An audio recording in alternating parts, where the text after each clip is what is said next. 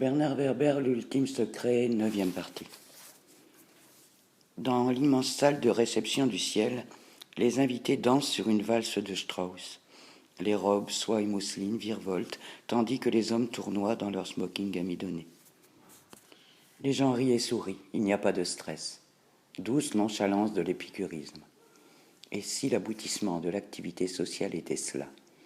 De la nourriture fine, des jeunes femmes jeunes et belles, en robes étincelantes, des musiques joyeuses. Pourquoi toujours être anxieux? Pourquoi souffrir? Isidore dévisage un homme étonnamment tranquille. Il n'a pas une ride. L'épicurisme semble lui profiter. Il se tient auprès d'une femme tout aussi sereine. Un couple sans frustration, sans inquiétude, qui veut juste apprécier l'instant en oubliant l'ailleurs et le futur. Comme cela doit être agréable de ne pas prendre tout à cœur et de n'être là que pour profiter des bonnes choses, rien que pour soi, en ignorant les autres. Mais en suis-je seulement capable? Le couple danse, et Isidore se dit qu'ils engendreront des enfants, qui n'auront pas non plus le poids du monde sur les épaules, des générations de gens tranquilles. Jérôme Bergerac les a rejoints, une bouteille de Dom Pérignon à la main. Il verse le nectar dans des flûtes ciselées. Un grand fracas secoue alors la salle.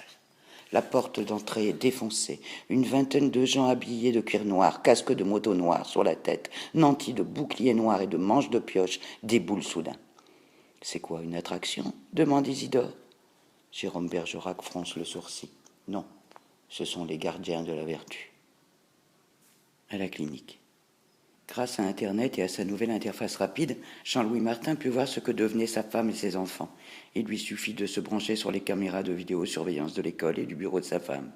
Même s'il l'avait abandonné, il continuait à penser à eux. Un type formidable, ça pardonne et ça continue d'aimer sa famille. Il se sentit ragaillardi, comme s'il reprenait en main son destin. Isabelle, son épouse, avait parlé d'une agence où avait été louée la voiture qu'il avait percutée. Passé expert dans l'art de surfer sur Internet, Jean-Louis Martin retrouva le fichier de l'agence de location et découvrit le numéro de permis de conduire puis le vrai nom de son tueur. Umberto Rossi, un ancien docteur de la Sainte-Marguerite. Jean-Louis Martin se dit que le monde était petit et que certains rendez-vous sont peut-être révélateurs. Mais Rossi avait démissionné.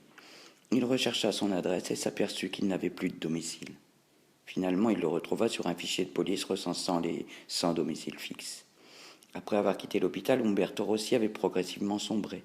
Il n'était désormais plus qu'une loque qui cuvait son vin sur la plage de Cannes, lorsque la police ne l'embarquait pas pour un épouillement ou une cure forcée de désintoxication.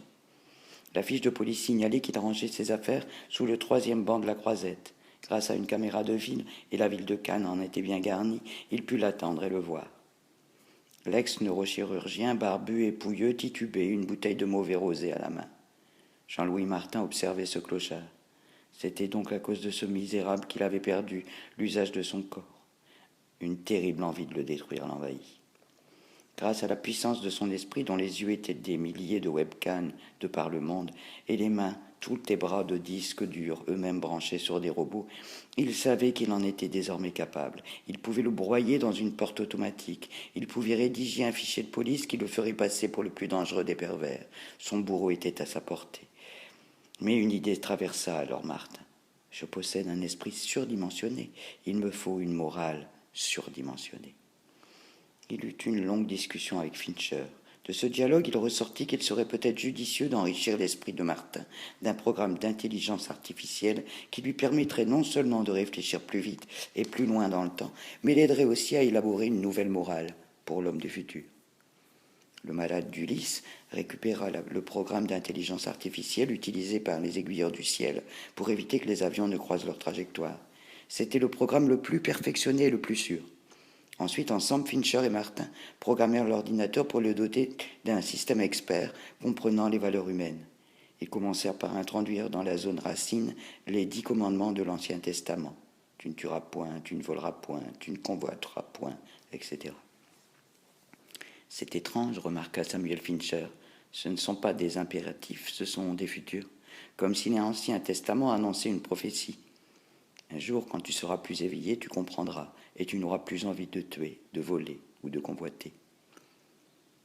Ils éliminèrent cependant les commandements liés à l'obéissance à Dieu.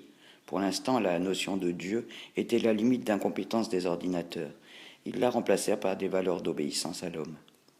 Au commandement de l'Ancien Testament, ils ajoutèrent le commandement du Nouveau. Aimez-vous les uns des autres. Puis, pour booster l'ensemble, ils retranscrirent le Tao Te Ching, qui s'incline sera redressé, qui se tient creux sera rempli, qui subit l'usure se renouvellera, plus le poème Si de Rudyard Kipling. Si tu peux voir, détruis l'ouvrage de ta vie, et sans dire un mot, te mettre à rebâtir ce qu'il t'a fallu 100 ans pour construire. Si tu peux aimer sans cesse d'être sage. Ils ajoutèrent les notions qu'ils jugèrent judicieuses des grands courants de pensée des 5 continents. Au final, ce logiciel d'intelligence artificielle se révéla un recueil de sagesse mise en perspective. Martin et Fincher ajoutèrent quelques postulats personnels à l'usage de l'homme du futur. Principe d'ouverture d'esprit, principe d'acceptation de la différence, principe de curiosité devant la nouveauté, principe de proposition systématique de dialogue. Le programme ainsi enrichi devint l'inconscient électronique de Martin. Samuel Fincher proposa de le baptiser Athéna, en référence à la déesse de la sagesse qui conseillait Ulysse. Ainsi, pourvu de sa morale assistée par ordinateur, le malade d'Ulysse revint vers l'image d'Umberto Rossi. Il n'avait même plus besoin d'exprimer sa question.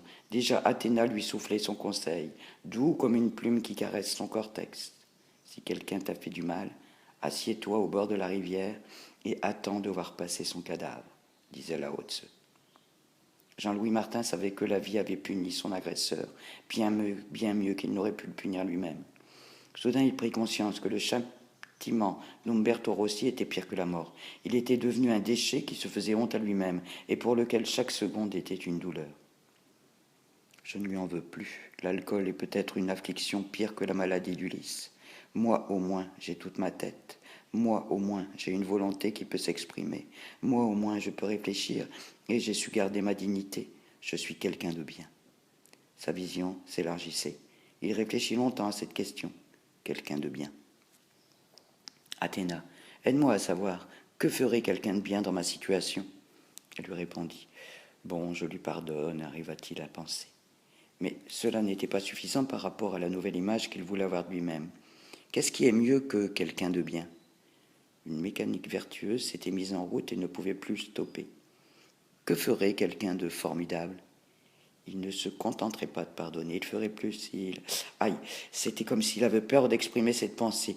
Il sauverait celui qui lui avait fait du mal. Non, ça quand même, je peux pas, c'est trop. Il repensa à Fincher, à cette phrase. Vous savez que vous m'impressionnez. Il avait commencé à l'impressionner. Il fallait aller plus loin, l'impressionner encore plus, pardonner et sauver son pire ennemi. Ça, c'était impressionnant. Si quelqu'un t'a fait du mal, assieds-toi au bord de la rivière et attends de voir passer son cadavre, disait Lao Tse. Mais s'il est encore agonisant, sauve-le de la noyade, compléta-t-il. Tout se bousculait dans sa tête, l'esprit d'Athéna fusionnant avec le sien. La sauvegarde d'Umberto Rossi sera la preuve que je suis capable de maîtriser ma colère, ma vengeance et mes émotions. Je deviendrai maître de moi-même et de mon destin à partir de ce pardon, pensait, écrivit-il.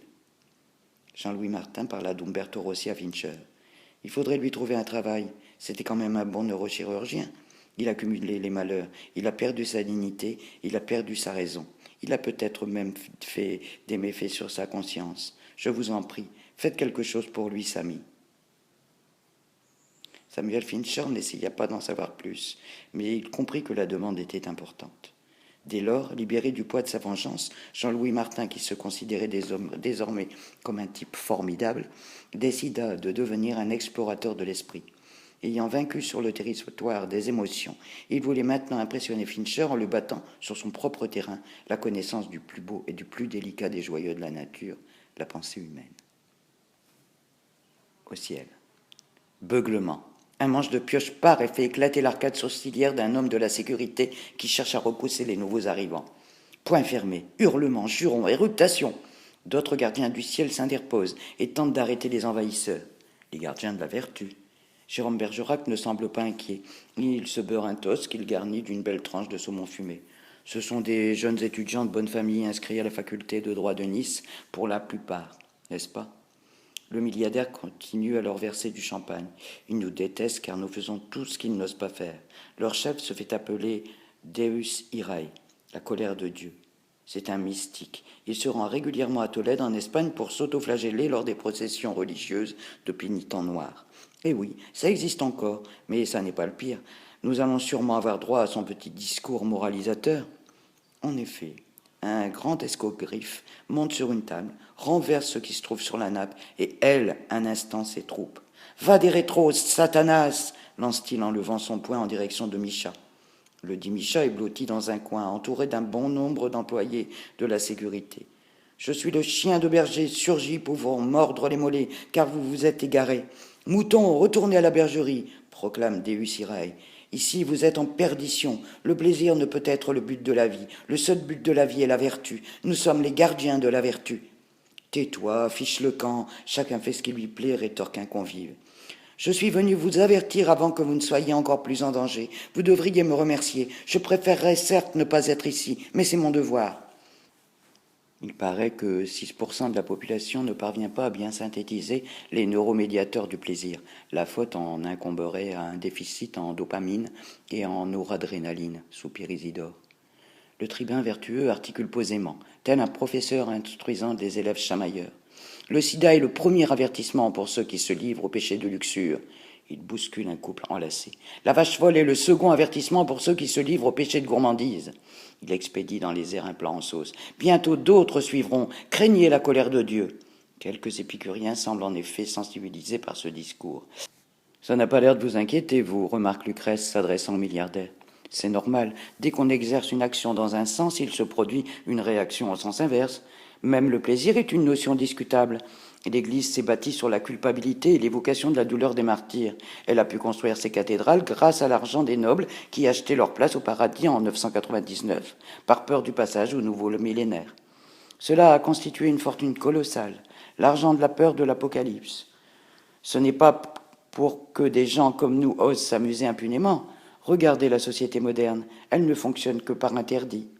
Les hommes en noir commencent à tout casser avec leurs manches de pioche. Les épicuriens préfèrent partir, alors que d'autres enlèvent leurs vestes et saisissent des chaises en guise d'armes. Les deux groupes se font face, épicuriens contre vertueux. Au signal, Deus Irae charge au travers des convives qui brandissent leurs chaises comme des lances à quatre bouts. C'est quoi leur motivation à eux ? Deus Irae se revendique d'Origène. Après Homère et Épicure, Origène, décidément, le monde antique est toujours présent, dit Isidore, peu intéressé par la bataille. Qui est Origène ? Demande Lucrèce. Jérôme Bergerac continue de beurrer paisiblement ses toasts, tandis que des cris de douleur et de rage retentissent depuis l'entrée. Origène vivait au IIIe siècle, après Jésus-Christ, et était évêque d'Antioche. C'était un brillant exégète de la Bible. Un jour, il est parti dans le désert pour rencontrer Dieu. Il ne trouva personne. Alors il proclama que Dieu n'existait pas, et se mit à vivre dans la débauche. Et puis, au bout de plusieurs mois d'excès de toutes sortes, il décida de laisser une deuxième chance à Dieu.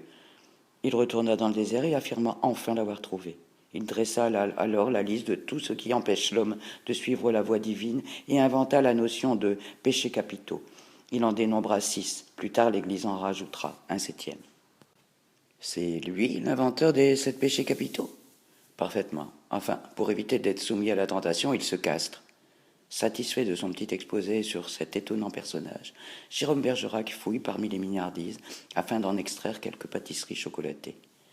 C'est quoi déjà les 7 péchés capitaux ? Isidore et Jérôme cherchent ensemble à se les remémorer, sans vraiment y parvenir. La luxure et la gourmandise. Ensuite, je ne me souviens plus. C'est tellement anti-épicurien de m'en souvenir, n'est-ce pas ? Le pugilat bat son plein. Les hommes en noir renversent les gâteaux à la crème. Pourquoi faut-il que tout ce qui est agréable dans la vie se retrouve soit illégal, soit immoral, fasse grossière ou entraîne l'agression des grincheux, soupire Lucrèce. Ce serait peut-être trop facile autrement, n'est-ce pas, suggère Jérôme Bergerac. Des militaires contre l'hypnose, des étudiants réactionnaires contre le plaisir, et si votre Deus Irae était pour quelque chose dans la mort de Fincher ? Après tout, il était le porte-drapeau de la victoire des épicuriens. Voilà des gens qui avaient une motivation pour agir contre lui. Je vais leur demander. Allez-y, je vous regarde, l'encourage Isidore, se calant sur sa chaise comme devant un spectacle. La journaliste scientifique fonce dans la mêlée. Isidore ponctionne quelques mignardises dans l'assiette de Bergerac. Ce n'est pas la première fois que cela arrive, annonce le milliardaire oisif. Je me demande parfois si cette agitation n'est pas organisée par Micha, histoire de mettre un peu de piquant dans la soirée et de se rendre les épicuriens plus conscients de la cause, n'est-ce pas? C'est le cas, demande le journaliste, la bouche pleine. Non, ceux-là sont des vrais militants de la Ligue de Vertu. Ils ont l'air déterminés. Le propre des gens malheureux est de ne pas supporter que d'autres s'amusent. Ils voudraient que tout le monde soit comme eux. La souffrance est plus facile à partager que le plaisir. Isidore et Bergerac trinquent alors que Lucrèce virevolte dans la mêlée avec ses 2 doigts en fourche qui fouettent et frappent. À cause de ses chaussures à talons hauts, elle évite des grands mouvements de jambes et de pieds, se contentant de coups de genoux. Elle se bat rudement bien, dites donc, commente le milliardaire. Elle a appris à l'orphelinat. D'ailleurs, elle appelle son art martial l'orphelinat Kwando. C'est quand même une frêle jeune fille. Je vais l'aider, annonce Bergerac. Je reste ici pour veiller sur les sacs à main, plaisante Isidore. Désolé, mais j'ai aussi ma religion, et c'est la non-violence. Lucrèce déchaînée s'approche de Deus Irae et l'attire en un combat singulier. Elle le maîtrise facilement. Qui t'envoie? Parle. Je suis le chien de berger venu pour mordre les mollets des brebis égarées, répète Deus Irae. Autour d'eux, c'est la pagaille. Lucrèce Nemrod ne se rend pas compte que quelqu'un s'approche d'elle. Avant qu'elle ait pu réagir, un mouchoir enveloppe son nez et sa bouche. Elle aspire des vapeurs de chloroforme. La substance volatile pénètre ses narines, entre dans son sang et monte très vite au cerveau. Elle se sent tout à coup exténuée. Quelqu'un la soulève et l'emporte, profitant de la confusion générale. Elle rêve qu'elle se fit kidnapper par un prince charmant. À la clinique. Samuel Fincher et Jean-Louis Martin étaient en train de devenir les meilleurs amis du monde. Samuel Fincher s'exprimait par la voix. Jean-Louis Martin lui répondait de sa pensée branchée sur l'appareillage informatique. Ils conversèrent et Fincher constata que Martin devenait de plus en plus érudit en sciences, en psychiatrie en particulier. Ce fut Martin qui lui conseilla de décorer les salles en fonction des pathologies. Ils voient en permanence du blanc, cela les renvoie à leur vide intérieur. Pourquoi ne pas les entourer des images de beauté produites par des peintres, soi-disant malades, qui ont sublimé leur maladie pour la transformer en art? Moi, par exemple, je me sens dans l'onde du peintre Salvatore Dali, pensait et écrivit le malade d'Ulysse. Jean-Louis Martin se connecta sur le net, chercha un site de banque de données d'images et fit apparaître un tableau de Dali sur son écran d'ordinateur. Vous vous rappelez notre discussion sur nos préjugés qui fabriquent le réel? C'est le talent de Dali. Il a énormément travaillé sur les illusions d'optique. Il nous montre que notre cerveau ne cesse de tout interpréter et nous empêche de voir. Regardez ce tableau. Cherchez Voltaire dans le décor, suggéra-t-il. Samuel Fincher examina l'image sans y réussir. Jean-Louis Martin lui désigna le visage de l'écrivain qui apparaissait en trompe-l'œil sur la gauche de la peinture. Docteur, faites peindre les murs des motifs inspirés de ces tableaux. Par qui? Par vos pensionnaires. Les obsessionnels, par exemple, animés par leur perfectionnisme, ils ne se fatigueront pas et y mettront tout leur cœur. Je suis sûr que cela leur fera plaisir de décorer l'endroit où ils vivent. Samuel Fincher accepta l'expérience, et le résultat fut au-dessus de tout ce qu'il espérait. Les malades restaient des heures à observer, interpréter, tenter de comprendre l'œuvre de Dali. Je dois reconnaître que vous avez des idées intéressantes, admit le praticien. Ce n'est pas moi, c'est l'étude du cerveau qui me l'a enseigné. Pourquoi ne pas valoriser la différence? Utilisons leur folie comme un avantage et non comme un inconvénient. Jean-Louis Martin lui expliqua que Victor Hugo, Charles Baudelaire, Vincent Van Gogh, Theodore Roosevelt, Winston Churchill, Tolstoï, Balzac ou Tchaïkovski avaient tous été traités pour psychose maniaco-dépressive, une maladie qui se caractérise par des phases de grand abattement, suivies de phases d'excitation. Or, on a découvert qu'en période de crise, les psychomaniaques fabriquent une dose anormale de noradrénaline et que la production de ce neuromédiateur permet de communication beaucoup plus rapide, expliquant leur créativité. Vous croyez que je suis fou, docteur? Non, vous êtes juste un passionné, et vos passions m'intéressent. Jean-Louis Martin fit alors part à son neuropsychiatre de ses 2 plus grandes passions, la peinture de Salvatore Dali et les échecs. En bougeant son œil, Jean-Louis Martin fit apparaître l'image d'un tableau de Dali. Regardez ce tableau, le Christ de Saint-Jean de la Croix. Dali a eu l'idée de représenter le Christ vu de haut, en contre-plongée, en fait du point de vue de Dieu. Personne n'y avait pensé avant lui. Il fut encore plus éloquent en parlant du jeu d'échecs. Les échecs étaient selon lui un moyen pour l'homme de se rappeler qu'il était probablement lui-même une pièce dans un jeu géant dont il ignorait les règles. Les échecs poussent à la spiritualité car ils nous font comprendre qu'il existe une lutte entre 2 énergies, les blancs et les noirs, qui symbolisent le bien et le mal, le positif et le négatif.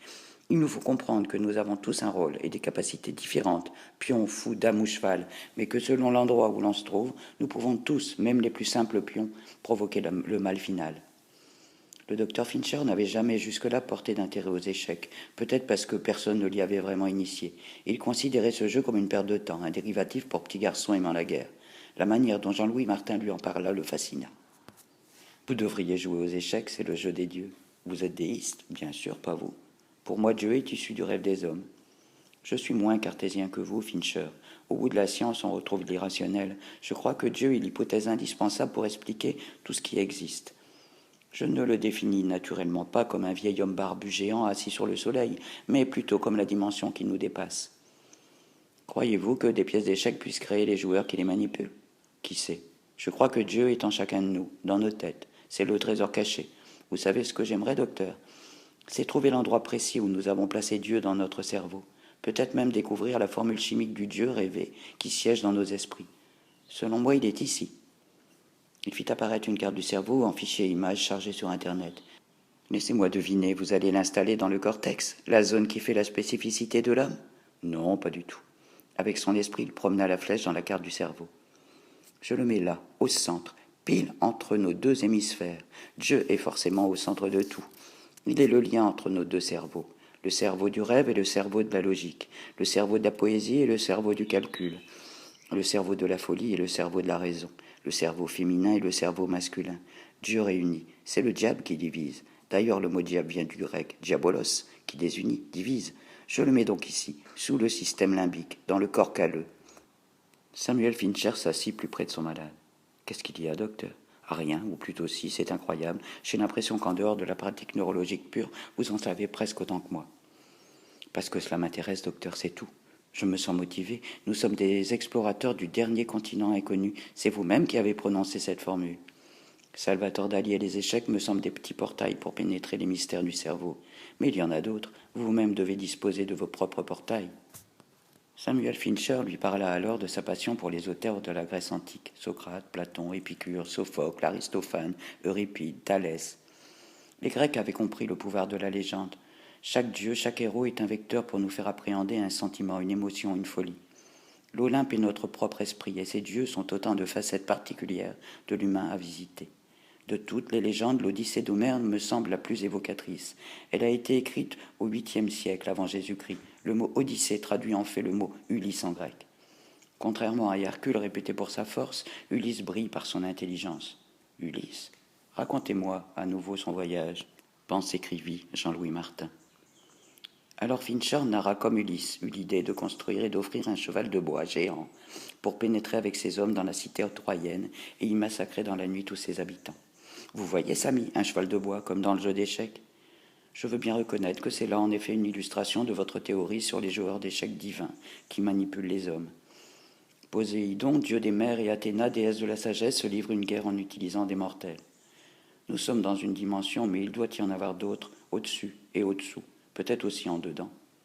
Samuel Fincher relata ensuite comment, après la victoire d'Ulysse, Poséidon décida d'égarer dans le brouillard les navires du roi d'Ithaque. Coup des Noirs. Athéna apparut alors à Ulysse pour lui conseiller de se rendre sur l'île d'Éole, où on lui offrit une outre renfermant tous les vents contraires. Coup des Blancs. Mais son équipage ouvrit l'outre et la tempête se déchaîna. Coup des Noirs. Ulysse et ses marins furent entraînés si loin de leur route qu'il mit 17 ans à regagner son foyer. Comme un accident qui vous éloigne de ceux qui vous sont chers, évoquant Jean-Louis Martin. L'ex-préposé au service contentieux de la Banque du Crédit et du Réescompte niçois redécouvrit avec émerveillement le récit d'Ulysse. Il croyait pourtant connaître cette histoire, mais dans la bouche de Fincher, chaque péripétie du voyage du héros antique s'éclairait différemment. La voix de Fincher s'estompa alors qu'il expliquait le retour du marin parmi les siens, déguisé en mendiant. Il compta enfin sa vengeance, tiré à l'arc sur les prétendants de sa femme Pénélope. De son œil intimidé, Jean-Louis Martin tapa ce qui soudain lui semblait la révélation. Ulysse égale U-Lys. Le médecin ne comprit pas d'où de suite. U, le préfixe grec qui signifie non, comme utopie, ou uchronie, Ulysse, c'est le contraire du, du, lys, L-I-S. L'exemple d'Ulysse m'aidera à lutter contre ma maladie. Samuel Fincher sourit devant ce jeu de mots inattendu. Ulysse, il veut l'appeler Ulysse, comme mon ami d'enfance. Se pourrait-il que ce ne soit qu'une coïncidence, s'il savait ce qu'évoque pour moi ce nom Ulysse? Mais il me manquera toujours quelque chose, c'est la pratique. Tout ça est intellectuel, il me faudrait un contact avec la matière. Qui sait, peut-être qu'un jour on branchera sur Internet des mains capables d'agir. C'était mon espoir, ça ne l'est plus. L'esprit meut la matière. Avec Internet, ma pensée peut provoquer des événements dans le monde entier. Quelle est votre motivation actuellement? Vous éblouir, vous faire découvrir quelque chose sur le cerveau, moi, le handicapé total, quelque chose que vous ne connaissez pas. On ne peut pas remplacer aussi facilement 10 ans d'études universitaires et 15 de pratique en milieu hospitalier. Qui veut peut. La phrase est de vous, il me semble. Je cherche et je trouverai. Jean-Louis Martin commença par changer de pseudonyme. Le légume était mort. Maintenant, il n'avait plus de complexe. Il décida d'être le héros du film de sa vie. Il était Ulysse. Lu-Lys. Le temps était venu pour lui d'être fort, maître de sa pensée, maître de son cerveau. Ne plus subir, se dit-il. Il laissa son esprit se déployer sur le net à la manière d'un grand navigateur, s'élançant sur les courants marins. Athéna se tenait à côté de lui. Quand Lucrèce Nembrod ouvre les yeux, elle aperçoit une jambe et une chaussure. Sa bouche est encore pâteuse à cause du chloroforme. Elle constate qu'elle est prise dans une camisole de force, les bras noués derrière son dos, par des manches trop longues. La souris est piégée. Elle se débat, elle remonte des yeux la chaussure et la jambe, et enregistre qu'elle appartient au capitaine Umberto et qu'elle est à bord du Charonne. « Umberto, libérez-moi tout de suite !» Elle se déhanche, mais la camisole est fixée serrée. Ça n'a pas été facile de mettre la main sur ce matériel vétuste dans un hôpital qui lutte contre les archaïsmes, soupire Umberto, consentant enfin à se tourner vers elle. Alors j'ai couru les brocantes. C'est pratique, non? Elle voit par le hublot qu'il se dirige vers les îles de l'Airain. Elle se débat. Lâchez-moi! Elle tape de l'épaule contre la paroi. Calmez-vous, je vais être obligée de vous administrer une piqûre sédative. Nous allons à l'hôpital et tout ira bien. Je ne suis pas folle, je sais. C'est ce que vous dites tous. Je me demande si cette phrase n'est pas celle qui permet de détecter à tous les coups les malades mentaux. Et il éclate de rire. C'est vous qui êtes fou. Ramenez-moi tout de suite à Cannes. Vous vous rendez compte de ce que vous faites? Le sage qui rêve qu'il est un papillon ou le papillon qui rêve qu'il est un sage? L'ancien neurochirurgien allume sa pipe et lâche quelques bouffées opaques. Libérez-moi, ordonne-t-elle. La liberté est seulement l'idée qu'on s'en fait dans nos têtes. Il augmente la vitesse de la turbine du Charonne pour se dépêcher vers le fort Sainte-Marguerite qui se dessine à l'horizon. Umberto, c'est vous qui m'avez attaqué dans la morgue, n'est-ce pas? Le marin ne répond pas. Par moments, Charonne met un pied sur la berge et sert de représentant d'un monde dans l'autre. Le Charonne de la mythologique réclamait un sou d'or pour passer l'Achéron. Que diriez-vous de 1 000 € pour me ramener au port? Il y a des motivations plus fortes que l'argent. Vous oubliez que j'ai été un ancien médecin avant d'être un ancien clochard. Si vous ne me libérez pas tout de suite, je porterai plainte et vous risquez d'avoir des ennuis avec la justice. Encore faudrait-il que vous puissiez joindre votre avocat. Désolé, la carotte ne fonctionne pas, mais le bâton non plus. Vous n'avez pas le droit de me séquestrer, je suis journaliste. Je ne sais si vous vous rendez compte de... Non, mademoiselle Nérode, je ne m'en rends pas compte. La galanterie, les bonnes manières, la peur du candidaton et de ce que la presse dira de moi, je m'en tamponne. Vous ne savez pas ce que c'est que de devenir SDF. Ça remet les pendules à zéro. Vous devrez me ramener, enjoint-elle d'une voix décidée. Une injonction, un ordre, une culpabilisation. Il faut que je pénètre ces protections. C'est votre devoir. Il bascule sa grande pipe en écume de mer sur l'autre côté de sa bouche. Je me souviens d'une expérience sur le devoir, comme vous dites, réalisée dans les années 50 par le professeur Stanley Milgram. Il a réuni des étudiants volontaires. Ils avaient le droit d'infliger des chocs électriques à une personne si elle se trompait dans un questionnaire banal de type quiz concernant les capitales des pays et des fleuves. Ils étaient autorisés à punir les mauvaises réponses, et ce de plus en plus douloureux, au fur et à mesure que l'interrogé multipliait les erreurs. Cette expérience avait pour but de mesurer jusqu'où un être ordinaire se révèle capable de torturer son prochain lorsqu'il y est autorisé par une institution officielle. En réalité, il n'y avait pas de choc. Des acteurs étaient engagés pour mimer la souffrance. Mais 80% des volontaires testés sont allés jusqu'à infliger des chocs électriques de 450 volts, correspondant à une intensité mortelle pour l'homme. Alors quand vous me parlez de devoir, je ricane. Moi, je me sens de devoir ni envers ma patrie, ni envers ma famille. Je n'en ai plus, ni envers qui que ce soit. Encore quelques leviers à tester. Comment le mettre en colère? Elle cherche dans sa mémoire ce qu'elle sait de son histoire. Il a été neurochirurgien, il a opéré de sa mère, ça s'est mal passé, il a dû se sentir culpabilisé, il a dû être culpabilisé par ses collègues. Ils se sont moqués de vous à l'hôpital après votre opération ratée. Vous ne m'aurez pas comme ça. Je n'éprouve aucune rancœur envers les gens de l'hôpital. Je vous rappelle que ce sont eux qui me font travailler. J'ai compris. Vous voulez abuser de moi. Il haussa les épaules. Certes, vous me plaisez beaucoup, mais il existe des motivations plus fortes que la sexualité. L'alcool, la drogue. Vous me prenez pour qui, mademoiselle Nérode? Un ex-poivreau qui peut rechuter. J'ai une motivation plus forte que l'alcoolisme. Quant à la drogue, je n'aime pas le goût de l'herbe et je n'aime pas les piqûres. C'est quoi alors ce qui vous motive? L'ultime secret. Jamais entendu parler. C'est une nouvelle drogue. Il saisit sa pipe et joue avec. C'est beaucoup plus que ça. C'est ce à quoi tout humain aspire sans même oser se l'exprimer. La plus intense, la plus merveilleuse, la plus grande de toutes les expériences qu'un humain puisse connaître. Mieux que l'argent, mieux que le sexe, mieux que les drogues. Lucrèce tente d'imaginer de quoi il peut s'agir, mais ne trouve rien. Qui donne l'ultime secret? Il prend un air mystérieux et souffle. Personne. Et le marin éclate d'un grand rire tonitruant. À la clinique. Les autres malades autour de lui étaient immobiles, comme des momies dans leur sarcophage de fils et de sondes.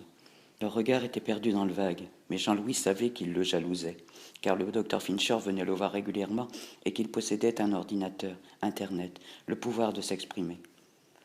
Le malade d'Ulysse ne ressentait pas de rancœur envers ses voisins. Il les plaignait plus qu'autre chose. Il se disait que dès qu'ils seraient suffisamment forts, il leur donnerait à eux aussi un moyen de s'exprimer. C'était là le sens de son combat, que plus personne ne souffre autant que lui-même avait souffert.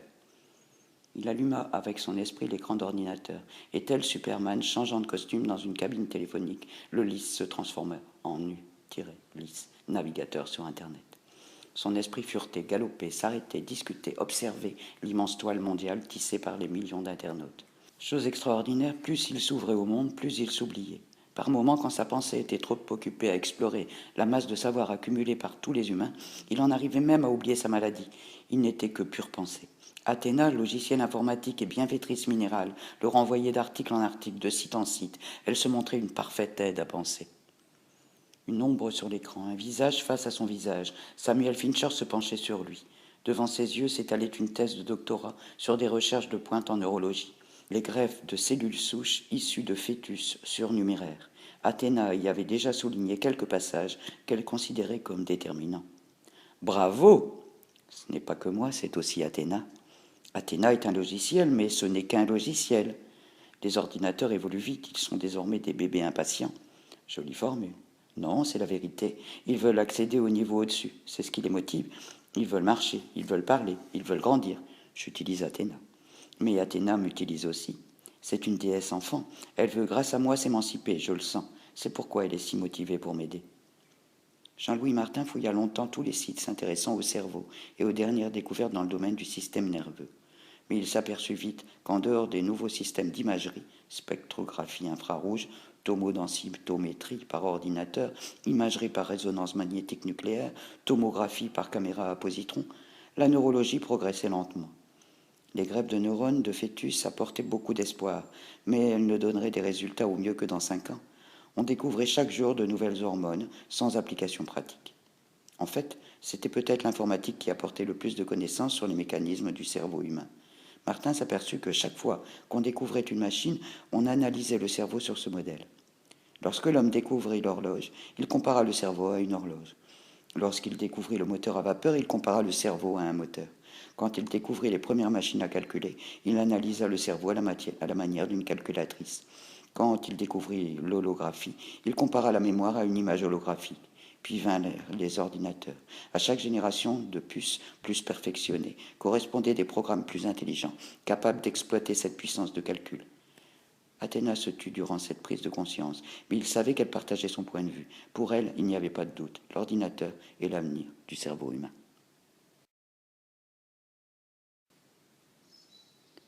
Le capitaine Umberto soulève la jeune journaliste sur son épaule et la dépose sur une civière. Il l'immobilise avec des courroies, puis la recouvre de la tête aux pieds d'une couverture. 2 hommes viennent alors la porter. Ils ne veulent probablement pas que les autres madames me voient entrer, pense Lucrèce. Elle devine que ses porteurs gravissent des marches puis déambulent dans les couloirs. Enfin, on la libère de sa couverture. Un homme la palpe, découvre son téléphone portable et le carnet de notes dans la poche spéciale qu'elle s'était fait coudre. Il scrute devant elle toutes les pages, puis il consulte tous les numéros de téléphone qu'elle a en mémoire sur son portable et les retranscrit sur un cahier. Enfin, il range les 2 objets dans un tiroir qu'il ferme à clé. Il fait alors signe aux autres de l'emporter. On la pousse dans une pièce. On lui délie les bras. La porte se referme. La pièce est vide. Il n'y a qu'un lit en fer scellé au mur, avec des poignées pour y passer des sangles, et un WC avec une pédale qui trône au centre. Les murs sont couverts d'une toile capitonnée de couleur crème. En face, il y a une vitre, et derrière, une caméra et un écran d'ordinateur. Lucrèce se libère de la camisole et détend ses bras avec soulagement. Avec sa robe de soirée pourpre en strass, ses barésilles et ses chaussures à talons hauts, elle dépareille dans le décor. Elle s'assoit sur le couvercle de la cuvette et enlève ses chaussures pour se sentir plus à l'aise. Elle se masse les pieds à travers ses bas. L'écran d'ordinateur s'éclaire soudain et une phrase s'y inscrit. Pourquoi enquêtez-vous sur Fincher ? La caméra allume un petit point rouge témoin sous son objectif, preuve qu'elle est activée. À qui je parle ? C'est moi qui pose les questions, répondez. Sinon quoi ? Nous avons besoin de savoir pourquoi vous enquêtez sur Fincher. Que vous a dit Giordano au téléphone ? Il m'a dit que Fincher était mort d'amour. Mais le fait que vous ayez envoyé Umberto pour le tuer et que vous m'ayez kidnappé m'incite à penser le contraire. Merci pour l'info. Maintenant, je n'ai plus de doute, il s'agit bien d'un assassinat. Elle frappe du poing contre la vitre, mais le verre est trop épais, et elle ne réussit qu'à se meurtrir. Vous n'avez pas le droit de me retenir ici contre mon gré. Isidore doit être à ma recherche. De toute façon, j'ai envoyé une enveloppe avec le début de mon enquête à mon journal. Et ils le publieront s'ils n'ont pas de mes nouvelles. Vous avez plutôt intérêt à me libérer. L'écran d'ordinateur scintille. À qui d'autre avez-vous parlé ? C'est vous qui avez tué Fincher ? Ce n'est pas vous qui posez les questions. Ils ne peuvent rien contre moi. La caméra effectue une mise au point et son iris se referme alors que ses optiques glissent pour zoomer sur le visage de la jeune femme. Je les inquiète, donc c'est moi qui détiens les atouts. Ne pas se laisser impressionner. Prenant son élan, elle lance un puissant coup de pied contre la vitre. Aucun effet autre que de produire un bruit détonnant et affirmer ainsi sa détermination. Calmez-vous. En attendant que vous deveniez plus loquace, vous resterez enfermé dans cette cabine. Avez-vous entendu parler de l'isolation sensorielle ? C'est la pire chose qu'on puisse infliger à un cerveau. Rien à lui donner à manger, rien à voir, rien à sentir, rien à entendre, rien à lire, c'est l'affamer. Nous sommes en permanence dans la joie de recevoir des informations par le biais de nos sens. Le moindre stimulus ravit notre cerveau, car il lui donne du grain à moudre. Et dans notre vie normale, nous accueillons en permanence des milliers de stimuli. Nous sommes des enfants gâtés en matière de stimuli sensoriels, et nous n'en avons même pas conscience. Mais si cette fête permanente des sens qu'on considère comme normale s'arrête, nous sommes désemparés. J'espère que nous n'aurons pas à vous infliger ce traitement trop longtemps et que vous vous montrerez vite coopérative. Vous verrez, l'immobilité est une expérience très déstabilisante dans un monde où l'agitation est la règle. Nouveau coup de pied dans la vitre. Elle entreprend de taper par à coups, tel le bûcheron qui, à force de répéter le même geste, espère que l'arbre va céder. « Vous n'avez pas le droit !»« C'est vrai. Et si vous saviez comme je regrette d'être obligée de le faire ?» Elle s'arrête et approche son visage à quelques centimètres à peine de la vitre et de l'objectif de la caméra. « Vous êtes bizarre, vous, qui que ce soit, qui vous cachez derrière cet écran. Je vous sens gêné. Est-ce moi qui vous gêne ? Est-ce le fait d'être obligé de me faire souffrir qui vous gêne ? On dirait qu'il y a plusieurs personnalités en vous. » Ne pas subir, garder l'initiative. Alors que jusque-là, les réponses s'inscrivaient presque automatiquement après ces phrases, celle-ci met plus de temps à venir. « À qui je parle ?» s'énerve Lucrèce. Nouveau recul. Et elle frappe avec ses poings contre la vitre. « Qui est derrière la vitre ? Qui ?» Alors l'écran consigne. « Si un jour quelqu'un vous le demande, vous direz que mon nom est personne. » Là-dessus, la pièce s'éteint.